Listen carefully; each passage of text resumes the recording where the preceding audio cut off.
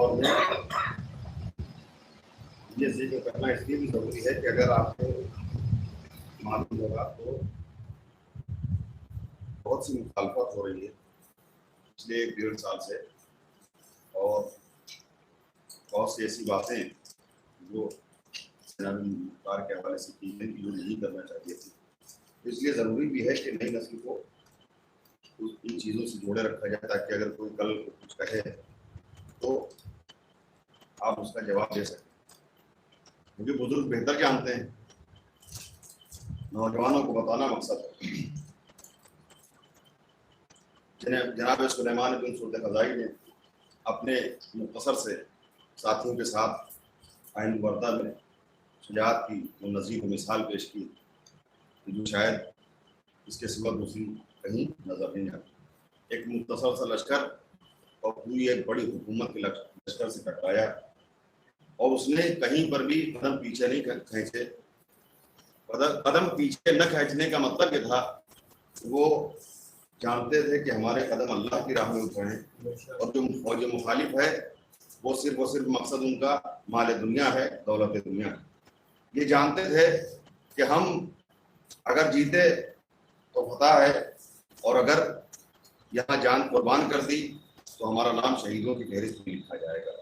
یہ حوصلہ ایسا تھا کہ تعداد کم ہونے کے باوجود بھی کسی لمحہ کسی موڑ پر کسی جگہ قدم پیچھے نہیں کھینچے. اب ایک سوال ہو سکتا ہے نوجوانوں کے ذہن میں آ جائے، اس کو پہلے کلیئر کر دیں، اس کے بعد سلسلے وار بیان آپ کے سامنے پیش کرتے ہیں کہ جب سلیمان بن سرد خزائی اور امیر مختار کا مقصد ایک تھا تو دونوں ایک ساتھ ایک لشکر میں کیوں نہیں تھے؟ یہ سوال اٹھنا لازم ہے کہ جب ہم اتنے لوگ بیٹھے ہوئے ہیں، سب کا مقصد ایک ہے، تو پھر ہم ایک ساتھ کیوں نہیں ہوئے؟ کیوں ایسے حالات بن گئے کہ ایک بعد میں اٹھا اور ایک پہلے اٹھا؟ اس کی وجہ یہ ہے کہ جب یزید فنار ہوا تو تمام شہروں میں ایک انقلاب برپا ہوا تھا، جو جس کے ہاتھ میں آ رہا تھا وہ قبضہ کرنے کی کوشش کر رہا تھا. تمام گورنر ایسے تھے جنہوں نے اپنی خود مختاری کا اعلان کر دیا تھا. تو کوفہ بھی اسے اچھوتا نہیں تھا. جناب مختار جب مکے سے کوفہ پہنچے ہیں عبداللہ ابن زبیر کا ساتھ چھوڑ کے، تو یہاں سلیمان بن سرد خزائی پہلے سے انتظام کر چکے تھے، اور تمام میٹنگ اور جو بھی ہونا تھا، اور جو بڑے بڑے لوگ تھے اہل بیت کے چاہنے والوں میں شمار ہوتے، جو بھی قید خانہ جب توڑا گیا اس سے جو نکل کے آئے تھے باہر، یہ سب مل کے انہوں نے طے کر لیا تھا کہ ہمیں کیا کرنا ہے. اور انہوں نے اپنے فروج یعنی پہلا قدم اٹھانے کی تاریخ بھی معین کر لی تھی کہ ہم اس تاریخ میں سب لوگ فلاں جگہ جمع ہوں گے، اپنے کام کو شروع کریں گے. جناب مختار نے آ کے ملاقات کی ان سے، اور دونوں کی رائے میں یہ اختلاف ٹھہرا کہ مختار کا کہنا یہ تھا کہ حالات ابھی سازگار ہیں، لہٰذا انتظار نہ کرو، آگے آ کے پتہ نہیں کیسے حالات بنے، لہٰذا ہمیں ابھی قدم اٹھا لینا چاہیے. انہوں نے یہ کہا کہ نہیں، ہم لوگوں کو اکٹھا کر رہے ہیں، اور جو ہم نے اعلان کر دیا ہے، تاریخ جو دے دی ہے، اسی پہ ہم آگے نکلیں گے. یہ اسی پہ گفتگو ہو ہی رہی تھی. 2-3 دن سے یہی تبادلہ خیال چل رہا تھا، کچھ طے نہیں کر پا رہے تھے. وہ کہہ رہے تھے کہ نہیں پہلے ابھی سے شروع کرتے قدم اٹھاتے، اور یہ کہہ رہے تھے کہ نہیں جو ہم تاریخ دے چکے ہیں اس پہ قدم اٹھائیں گے. اتنے میں اب چونکہ آپ جانتے ہیں کہ کوفے کے جتنے لوگ تھے، جیسے اہل بیت کے چاہنے والے اپنا انتظام کر رہے تھے کہ ہمیں یہ قدم اٹھانا ہے، ویسے ان کے دشمن بھی وہاں بات کر، دشمن زیادہ تھے تعداد میں، تو وہ بھی کچھ نہ کچھ کوشش کر رہے ہوں گے. تو وہ لوگ بھی جمع ہو کے میٹنگ کر رہے تھے کہ اب ہمیں کرنا کیا ہوگا. اور ان سب کو سب سے زیادہ خطرہ حضرت مختار سے تھا. یہی ایک شخصیت ایسی تھی کہ جس سے سب سے زیادہ لوگ خوف کھاتے تھے، اور جانتے تھے کہ یہ آدمی اگر میدان میں آئے گا تو کوئی نہ کوئی نتیجہ ضرور برآمد کر کے جائے گا. اور یہ جو مخالف لوگ تھے انہوں نے کئی دفعہ یہ زبان پہ ان کے آیا بھی کہ ہمیں زیادہ جو ہوشیار رہنا ہے وہ مختار ابن ابی عبیدہ صحابی سے ہوشیار رہنا ہے، باقی جو لوگ ہیں ان کا تو ہم مقابلہ کر سکتے ہیں. لہٰذا ان کے خلاف زیادہ سازش چل رہی تھی. رمضان المبارک میں یہ پہنچے ہیں کوفہ، اور ابھی یہ بات چل ہی رہی تھی کہ اتنی زیادہ شکایتیں پہنچ گئیں کہ یہ پھر سے گرفتار کر لیے گئے. اب یہ سمجھیے تیسری گرفتاری، پھر گرفتار کر کے اور قید خانے میں ڈال دیے گئے. اب چونکہ عبداللہ ابن زبیر کی طرف سے ابراہیم ابن محمد اور عبداللہ ابن یزید، یہ 2 لوگ آئے تھے. یہ ہو سکتا ہے کہ آپ نے دیکھا 2 لوگ گورنر بن کے وہاں آئے تھے، اور یہ انہوں نے ان کو قید خانے میں ڈال دیا کہ ان سے سب سے زیادہ ہمیں خطرہ ہے، سب سے زیادہ انہی سے نقصان ہو سکتا ہے، لہٰذا ان کو قید میں پہنچا دیا گیا. اب یہ قید میں ہے. ادھر سلیمان بن سرد خزائی کا معاملہ یہ نکلا کہ جب انہوں نے یہ سنا کہ ابن زیاد لشکر لے کے شام سے چل چکا ہے، تو ان کو بھی وہی کرنا پڑا جو امیر مختار پہلے سے کہہ رہے تھے، یعنی جو وقت معین کیا تھا اس سے پہلے نکلنا پڑا انہیں، اور وہ بات پہلے بھی ہوئی تھی لیکن اب وہ قید خانے میں ہے. اور جو آس پاس کے جو لوگ تھے ان میں ایک بڑا گروہ تھا، وہ صرف اسی انتظار میں تھا کہ مختار آگے بڑھے تو ہم بھی ان کے پیچھے چلے. یہ لوگ بڑا بھروسہ کرتے تھے اور ایک مشہور شخصیت. بہرحال وہ قید خانے میں پہنچ گئے اور یہ لوگ اپنا چھوٹا سا لشکر لے کے احمد وردہ، جو کل میں نے آپ کے سامنے عرض کیا، احمد وردہ چلے گئے اور وہاں کارنمایا انجام دیا. کوئی معمولی کام نہیں ہے کہ 4.5 سے لے کے 10,000 تک روایت ہے، اتنا مختصر سا لشکر لے کے تقریباً 3 لاکھ لوگوں کے سامنے مقابلہ کرنا اور ان کے دانت کھٹے کر دینا، یہ آسان بات نہیں ہوگی. اپنے شہر سے دور، کوسوں دور، میلوں دور جا کے اس طرح سے بے جگری سے لڑنا. الغرض جب وہ پورا واقعہ ہوگا یہ قید خانے میں ان کو خبر ملتی ہے کہ سلیمان بن سرد خزائی شہید کر دیے گئے. اس کا تاثر بہت زیادہ ہوا اور قید خانے میں جو ان کے ساتھی تھے ان لوگوں نے بہت دنیا کیا ان کی شہادت پر. تو انہوں نے قید خانے سے خط لکھا کہ جو لوگ واپس آئے ان کے نام، اور جیسے تعزیت پیش کرتے ہیں انہوں نے تعزیت پیش کی اور انہوں نے وعدہ کیا کہ جس دن میں نکلوں گا قید خانے سے اس دن ایک ایک سے بدلہ لیا جائے گا. اور مقصد ہدف زندگی یہی ہے کہ ہمیں قاتلان امام حسین سے بدلہ لینا. اب رفاع ابن شداد بجلی جو وہاں زندہ بچ کے آئے تھے، جو توابین میں سے یہی ایک بڑے سردار زندہ بچ کے آئے تھے، ان کے ساتھ چند لوگ یہ جاتے ہیں قید خانے میں اور قید خانے میں جا کے جناب مختار سے ملاقات کرتے ہیں. وہیں پہ ان کے ہاتھ پہ بیعت کرتے ہیں کہ ہم آپ کی بیعت کر رہے ہیں اور اگر آپ کہیں تو ہم آدمی اکٹھا کر کے قید خانے پر حملہ کر لیں اور آپ کو یہاں سے نکال لیں گے. تو جناب مختار نے منع کیا کہ نہیں، ایسا نہیں کرنا، ہم نے اپنے باہر نکلنے کی راہ تیار کر لی ہے، میں بہت جلدی باہر آنے والا ہوں اور باہر ہمارا انتظار کرو، لوگوں کو تیار کرو، جمع کرو جتنی تیاری ہو سکتی ہے. وہ جو کوفے کے اس وقت جو بڑے بڑے لوگ تھے وہ بھی کوشش کر رہے تھے کسی صورت سے جناب مختار کو باہر لایا جائے، تو وہ بھی جا کے حاکم سے مل رہے تھے، گورنر سے مل رہے تھے کہ کسی صورت سے کوئی راہ نکل جائے. تو الغرض یہ طے پھر انہوں نے خط لکھا کس کے نام، پھر وہیں عبداللہ ابن عمر کے نام، یعنی اپنے بہنوئی کے نام، کہ ایسا ایسا ہوا ہے اور میں نے کوئی قدم بھی نہیں اٹھایا، ان لوگوں نے ایسا کیا. انہوں نے پھر ایک خط لکھا کہ دونوں کے نام جو گورنر بن کے آئے تھے، یعنی عبداللہ ابن یزید اور ابراہیم ابن محمد کے نام. دیکھیے عبداللہ نام سے کنفیوز نہ ہو جائے کیونکہ عبداللہ نام کے اس پیریڈ میں بہت زیادہ تھے، مطلب ہزاروں کی تعداد میں. ابھی آج 7واں دن ہے بیان کرتے کرتے، آج ابھی تک آپ نے کم سے کم 8 9 10 عبداللہ تو یہیں سن لیے ہوں گے ابھی تک. تو کنفیوز نہ ہوئیے گا، اس لیے وضعیت بتا دیتا ہوں کہ عبداللہ نام کے لوگ اس دور میں بہت ہوتے تھے. ابھی پھر 2-5 منٹ کے بعد پھر ایک عبداللہ آنے والے ہیں. تو ان دونوں کے نام انہوں نے خط لکھا کہ ایسا ایسا تم جانتے ہو کہ مختار سے میرا کیا رشتہ ہے اور مجھے اس بات کی بڑی تکلیف پہنچی ہے، اگر ہو سکے تو مختار کو آزاد. انہوں نے خط ملا تو بڑی عزت کرتے تھے، بڑی دلی لگاؤ تھا عبداللہ ابن عمر سے. تو انہوں نے کہا کہ آزاد تو کر دیں گے لیکن خطرہ تو ہے کہ اب یہ باہر نکل ہمارے خلاف تلوار لے کے آ جائیں تو کیا کریں گے. تو انہوں نے بندش کے لیے کہا کہ باہر تو نکالیں گے لیکن معاہدہ ہوگا ضمانت کو لے کر. ضمانت کیا ہوگا، وہ 10 لوگ معین کیے پورے کوفہ میں کہ آپ ضمانت لیجیے. ان کا ٹھیک ہے، ہم ضمانت دینے کے تیار. تو گئے دربار میں بلائے گئے تو ان کا کیسا ہے کہ آپ قسم کھائیے کہ اگر ہمارے خلاف آپ خروج کریں گے، تلوار اٹھائیں گے تو 100 یا 1000 اونٹ کعبے میں قربان کرنا پڑیں گے اور اپنے سارے غلام آزاد کرنا پڑیں گے. انہوں نے بس اتنی آسان سی قسم تھی، انہوں نے فوراً قسم کھا لی اور لکھا کہ مسکراتے ہوئے باہر نکلے اور یہ کہتے ہوئے باہر نکلے کہ عجیب احمد لوگ ہیں. قسم بھی رکھی تو کون سی رکھی، معاہدہ بھی کیا کہ کون سا. کہنے 1000 اونٹ مجھے دینے میں کیا دقت ہے، وہ کعبے میں تو دینا ہے، وہ تو کبھی بھی دے دوں گا. اور رہی بات غلام کی تو میں تو یہ تاہیہ کر کے رکھا ہوں کہ حسین کا بدلہ لے لوں، اس کے بعد مجھے اپنی خود کی زندگی نہیں چاہیے، غلام لے کے میں کیا کروں گا. چلو اپنے محمد نہیں ہے بس ادھر.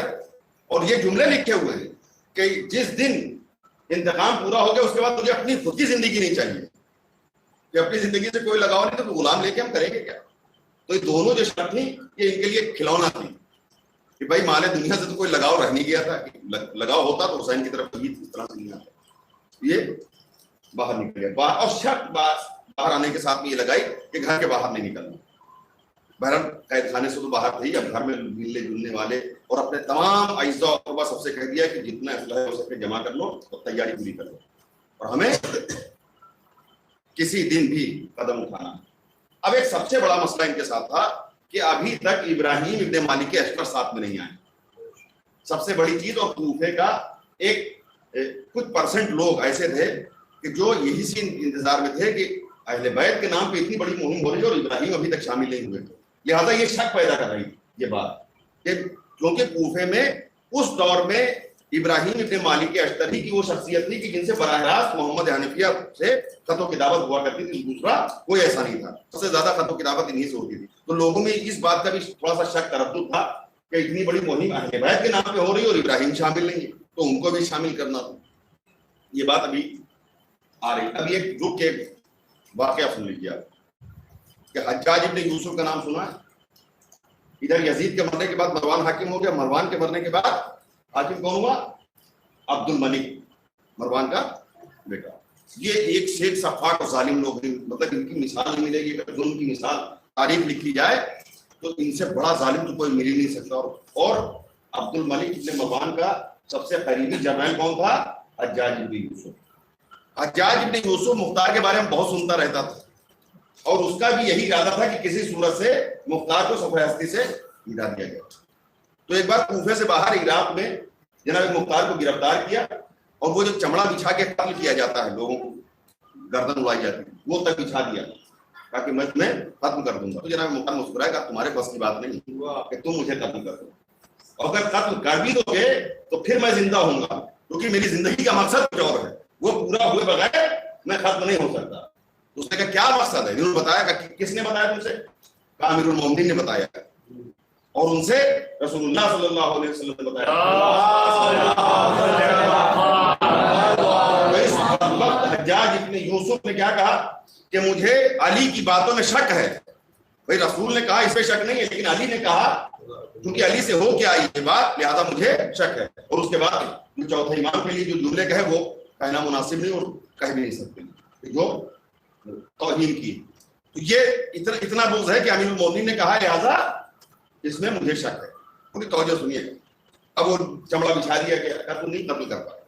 اب یہ چمڑے کو بٹھا بھی دیے گئے کہ بس اب اس سے جلاد سے کہا تلوار لا سر قلم کر دے.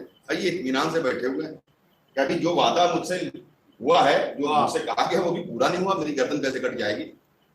کتنا بھروسہ ہے. جلاد تلوار لے گیا. اب جلاد جو ہے مطلب دربار میں تلوار ڈھونڈ رہا. کبھی ایسا ہوتا ہے کہ وہاں تو بہت لوگ.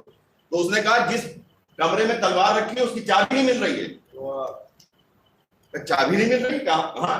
اس کا دوسرے سے تلوار لے ختم کر. تو لکھا یہ کہ اس نے تلوار لی اور چلا اور راستے میں اسے ٹھوکر لگی، اس کی تلوار اس کے پیٹ کو گھس گئی. اب جہاں مختار بیٹھے دیکھ رہے ہیں وہ بھی دیکھ رہا ہے. تو کہا تم قتل نہیں کر سکتے ہو، کر بھی دو گے تو پھر میں زندہ ہوں گا، کیونکہ مجھے جو کام سونپا گیا ہے کیے بغیر. پھر دوسرے کو بلایا. اب یہ ضد دیکھیے، اب آدمی اپنے نقصان کرتا. دوسرے کو بلایا، وہ تلوار لے کے اب تلوار چلان اٹھا بھی لی اس نے کہ اب تو ختم ہو جائے گا. نہ جانے کہاں سے ایک بچھو آیا، اس کے پیر میں ایسا بچھو نے کاٹا.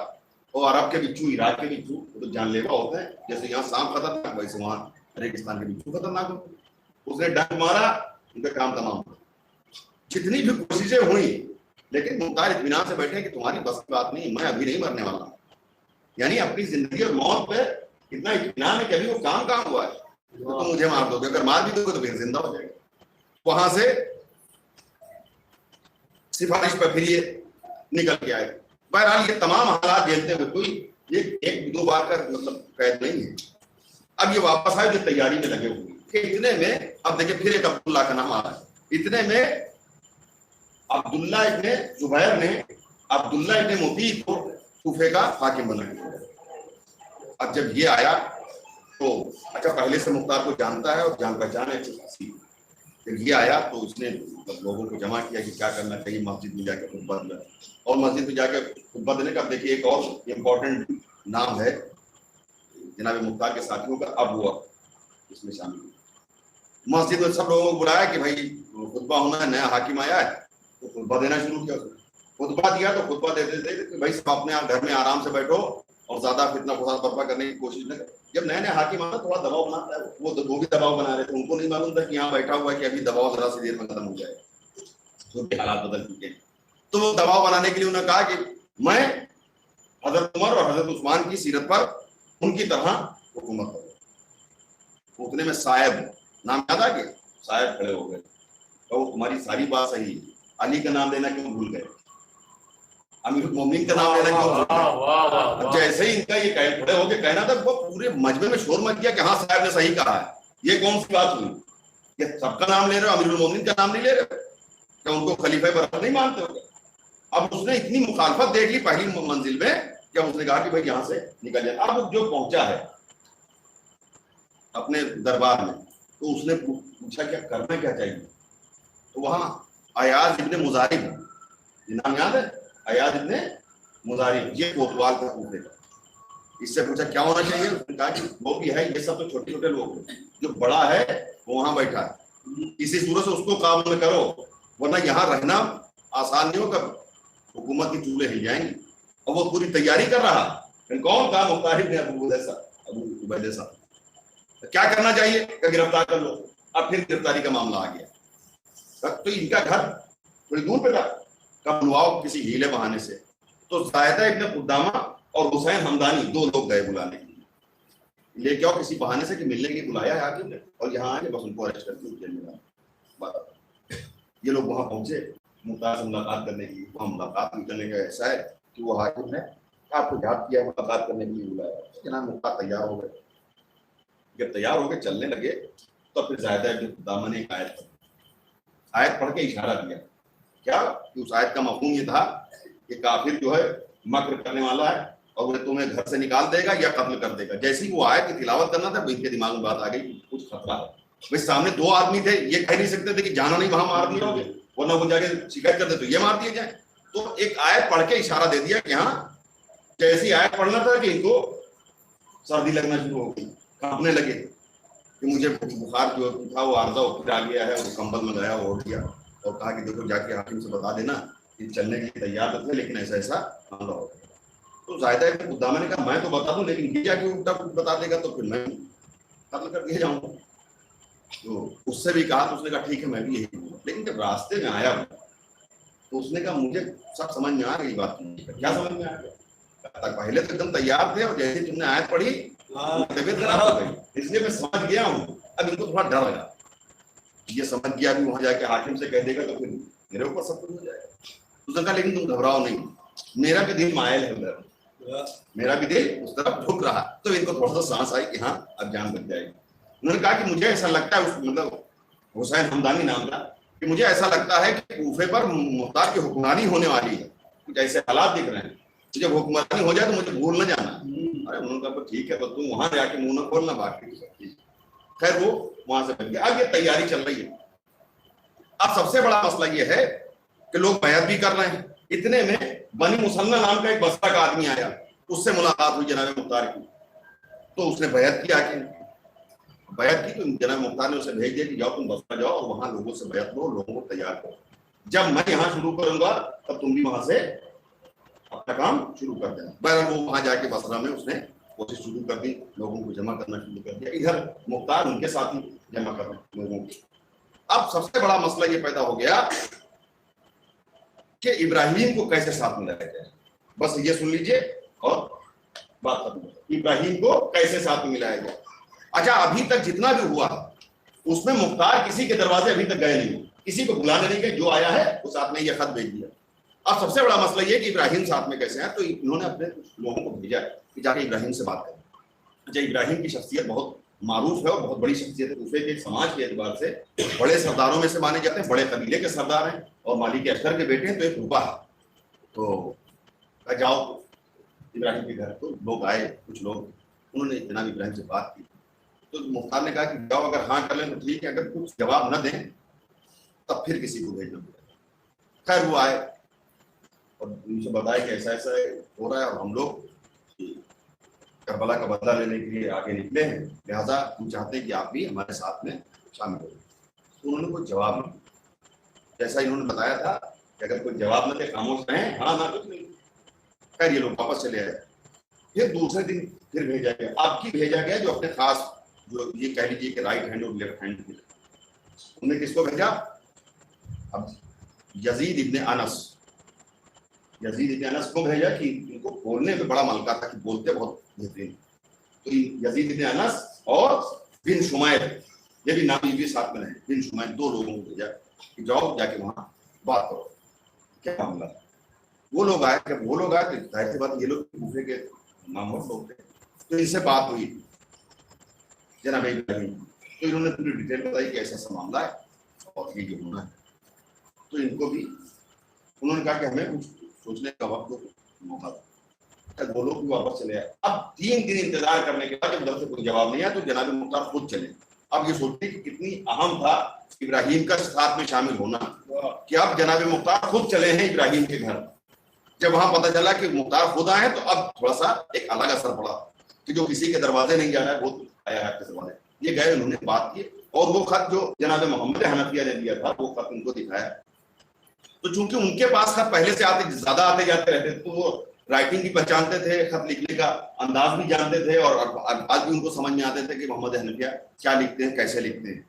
तो उन्होंने कहा पुराने खत निकाले और इनका खत निकाला, कहा इसमें कुछ तर्ज तहरीर तो अलग अलग है।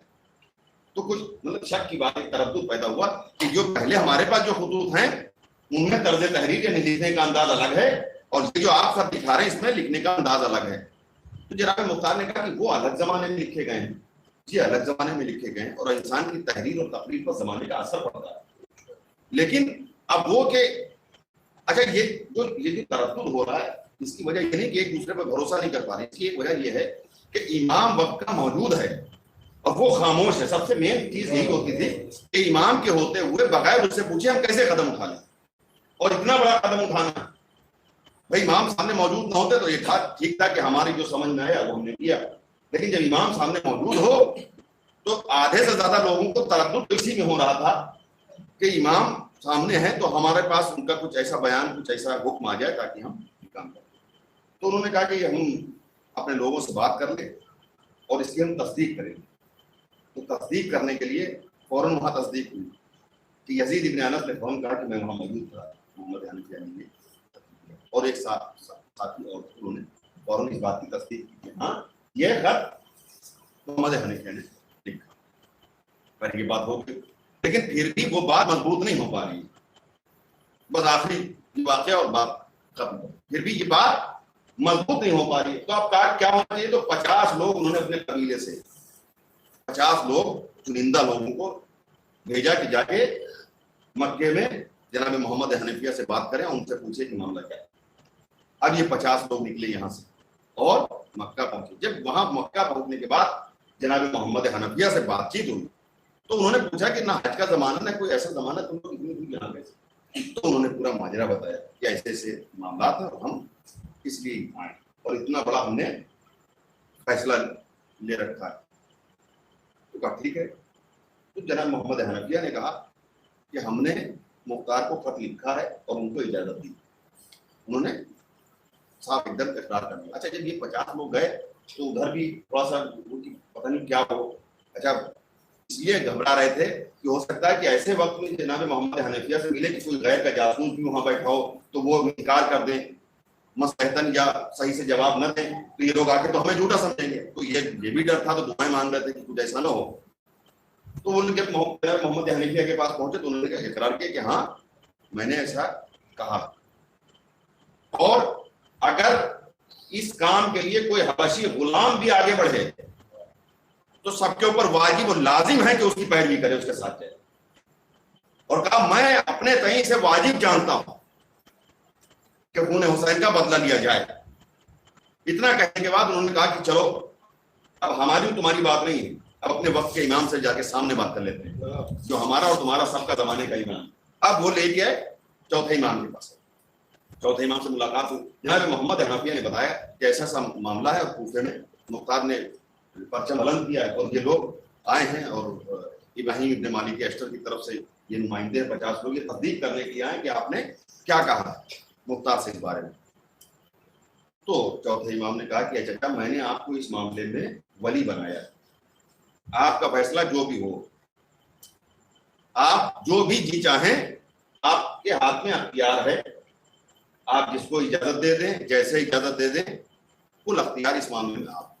जब इमाम के लबों से जुमले सुन लिए तो अब ये 50 लोग अब इनका हौसला मजबूत हुआ कि नहीं वहाँ जो भी है जो खतूत आए हैं सब सही है। और वहाँ मोहम्मद हनफिया ने भी कहा कि हाँ मैंने खत भेजे और इब्राहिम के नाम भी खत भेजा था, वहाँ से अलग पर्सनली खत भेजा था। अब ये लोग جب واپس آئے ہیں تو واپس آ کے سیدھے کوفے نہیں آئے, قادسیہ میں یہ لوگ ٹھہر گئے جا کے. ادھر مختار کو بے چینی کی جو لوگ گئے تھے وہ نہ جانے کیا پیغام لے کے آؤ, کیا مطلب ادھر سے حالات کیسے ہوں اور کیا بن پڑے. یہ لوگ قادسیہ میں جا کے ٹھہر گئے, کوفے کے اندر داخل ہوئے, اور قادسیہ سے انہوں نے خود مختار کی بیعت لینا شروع کی. وہیں سے, کیونکہ اب مطلب مین ہو گئے نا کہ جب امام نے کہہ دیا بات ختم ہو گئی. یہاں کوئی کسی کا وہ تو تھا نہیں کہ ہم تمہارے پیچھے نہیں چلیں گے, تم ہمارے پیچھے نہیں چلو گے. صرف یہی مسئلہ تھا کہ امام کیا کہتے ہیں, اور جب امام کا حکم ہو گیا, اور جب تو پھر کسی غلام کے پیچھے بھی جانا ہو تو امام کا جو حکم ماننا ہے. تو وہی قادسیہ میں ٹھہر کے ان لوگوں نے خود سے بیعت لینا شروع کر دی. کس کی؟ جناب مختار کے نام کی بیعت. انہوں نے اپنے غلام کو بھیجا, جب پتا چلا کہ قادسیہ تک وہ لوگ پہنچ گئے تو انہوں نے اپنے غلام کو بھیجا, جا کے پتا تو کرو جو لوگ آئے وہ کیا ادھر سے سن کے آئے اور کیا معاملہ ہے. تو غلام کا نام تھا خیر. غلام کو بھیجا, جا کے پتا کرو کہ جو لوگ آئے ہیں تو کیا معاملہ ہے, کیا کر رہے ہیں. غلام پہنچا, اس نے دیکھا کہ وہاں مختار کے نام کی بیعت ہو رہی ہے, ایک دوسرے سے بیعت لے رہے ہیں اور دوسروں کو سمجھا رہے ہیں, لوگوں کو قریب لا رہے ہیں. وہ دوڑتا ہوا واپس آیا قادسیہ سے, بڑی جلدی پڑتا. اس نے بتایا کہ یہ وہاں پر حالات بنے اور آپ کے نام کی وہاں بیعت کی جا رہی ہے, لوگ بیعت کر رہے ہیں. اب جب یہ وہ لوگ واپس آئے اور یہ پھر جناب ابراہیم سے جا کے ملتے ہیں, تو اب منظر الگ تھا. اب منظر الگ کیا تھا کہ وہ بڑے قبیلے کا سردار تھا, لہٰذا ہمیشہ اونچے پہ بیٹھتے تھے. اب جب مختار گئے ہیں تو اپنی جگہ سے ابراہیم اٹھے ہیں, خود نیچے آ کے بیٹھے, مختار کو اپنی کرسی پہ جا کے بٹھایا. اور یہ بٹھانا تھا کہ سب کو سمجھ میں آ گیا کہ ابراہیم نے مختار کو امیر مان لیا ہے. چلو آپ نے تو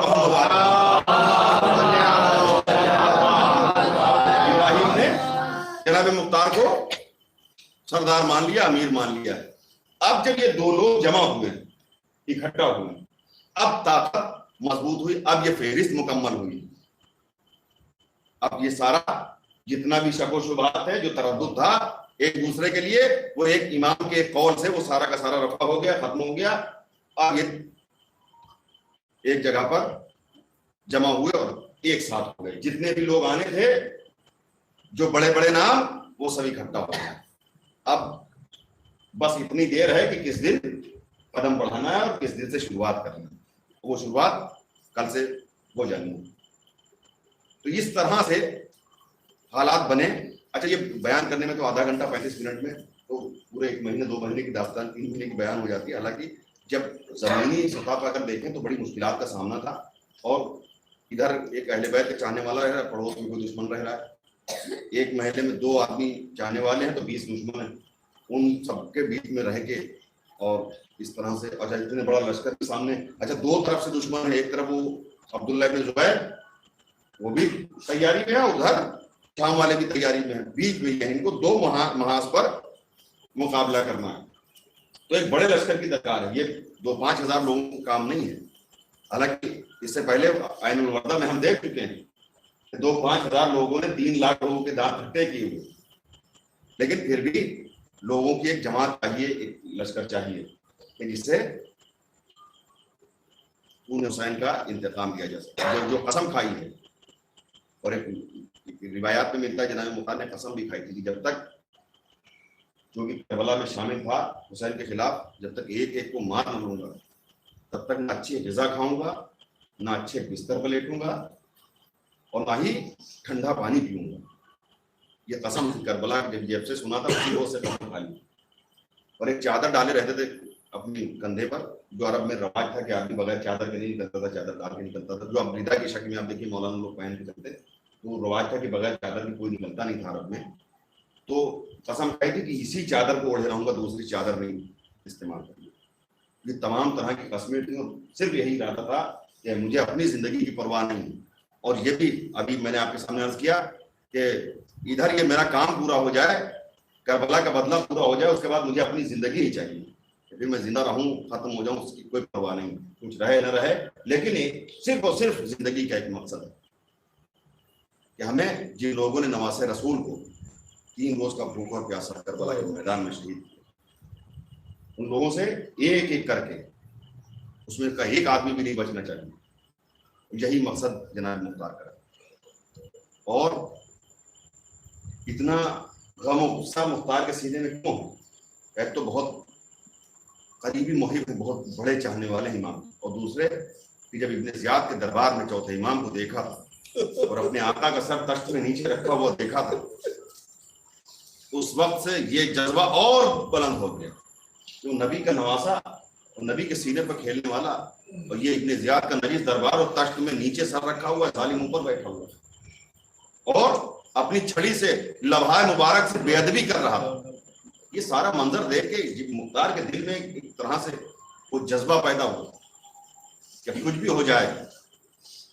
और हमारी लाखों सलाम मुख्तार जैसे चाहने वालों पर कि जिनकी वजह से मेरा चौथा इमाम करबला के बाद कम से कम मुस्कुराया था, वरना उनकी ज़िंदगी में तो इतना दर्द और इतनी मसाइब थे कि 61 हिजरी से लेकर 95 हिजरी तक इमाम की आंखों में सिर्फ आंसू रहे, लबों पर कभी मुस्कुराहट नहीं आई। और वो इमाम कैसे न होता। आज हम मसाइब बयान करते हैं, ये मसाइब सुनते हैं कि इमाम को लाशा बेगोरो कफन पड़ा रहा, इमाम की शहादत के बाद घोड़ों के टापों से पामाल कर दिया गया। ये सिर्फ पढ़ा जाता है और सुना जाता है तो हमारे जैसे चाहने वाले बेचैन हो जाते हैं। जरा सोचिए कि जिस जवान बेटे ने ये मंजर देखा होगा, अपने बाप की पामाल लाश देखी होगी, वो किस तरह से सब्र करता होगा और किस तरह से करबला के बाद जिंदगी गुजारता होगा। वो बहन की जिसने अपने भाई के गले पर चलता हुआ खंजर देखा होगा, उसकी जिंदगी करबला के बाद किस तरह गुजरती होगी। लिखा ये कि जनाब ज़ैनब, जनाब उम्मे कुलसूम चौथे इमाम करबला के बाद ये वो लोग हैं कि जिन्होंने मतलब तबस्सुम में एक बार बस जितने दिन जिंदा रहे सिर्फ करबला को याद करके रोए। चौथे इमाम वजू के लिए जब भी पानी हाथ में लेते हैं तो ये कहते हैं कसम खुदा कि मेरा बाबा कैसा शहीद किया गया। जब भी हाथ में वजू के लिए पानी लिया, चुल्लू में पानी आता था, करबला के रुख करके कहते थे कसम खुदा कि मेरा बाबा प्यासा शहीद किया गया है।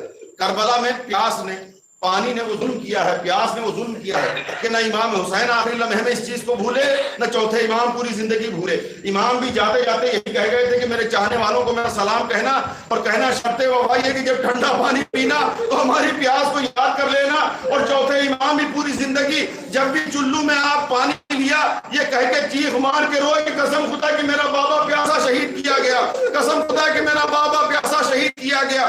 ये पूरी जिंदगी की दास्तान है। बस दो जुमले सुनिए और बात खत्म कर दूं कि करबला में प्यास ने इतना सदमा अहले हरम को दिया कि इसका अंदाजा हम और आप बिल्कुल कतई नहीं लगा सकते कि कितनी तकलीफ प्यास की वजह से हुई। आज हमारे और आपके सामने अगर कोई प्यासा हो, किसी भी मजहब का हो और कहीं का भी हो, अगर आपके दरवाजे पर गर्मी शदीद पड़ रही है, अगर आपके दरवाजे पर इंसाफ बताइए, कोई आके कहे कि हम परदेसी हैं और रास्ता जा रहे तो मुझे प्यास बहुत तेज लगी, तो आप इंसाफ बताइए कि उस वक्त आप उसका नाम पूछेंगे, खानदान पूछेंगे, मजहब पूछेंगे? क्या इस सवाल पर न नाम पूछा जाता है, न मजहब, न कबीला, न खानदान, कुछ नहीं कहा। यहाँ पर सिर्फ इंसानियत है कि एक राहगीर ने, चलते हुए इंसान ने आपके दरवाजे पर दस्तूर बार करके पानी का सवाल किया, फौरन जल्दी से जल्दी उसे पानी दिया जाएगा। और अगर उसके साथ कोई बच्चा भी है, कमसिन बच्चा है, छोटा 6 महीने का, साल भर का बच्चा है, तो इंसानियत तो ये कहती कि एक बार उससे पूछेंगे जरूर कि ये बच्चा तो भूखा और प्यासा नहीं है, इसे तो भूख नहीं लगती, इसे तो प्यास नहीं लगती, क्योंकि आप परदेसी नजर आते हैं। तो इंसानियत यही करती है कि जवान की भी प्यास बुझाई जाएगी और बच्चों की भूख प्यास बुझाई जाएगी, क्योंकि इंसानियत का तकाजा है। लेकिन करबला में न जाने कैसे लोग थे कि हुसैन अपने 6 महीने के बच्चे को हाथ पे लिए हुए खड़े थे और फौजी जफाकार से मुखातिब होकर ये कह रहे थे, ऐ कौम जफाकार, अगर तुम्हारी नजरों में हुसैन खतावार है तो इस छोटे से बच्चे से तो कोई खता नहीं हो सकती। अरे इसकी माँ का दूध खुश्क हो चुका है, इसे थोड़ा सा पानी देकर इसकी जान बचा लो। उधर हुसैन के जवाब में 3 भाल का तीर अली असगर के गले पर इस तरह से मारा गया कि बच्चा अपने बाप के हाथों पर मुंतकिल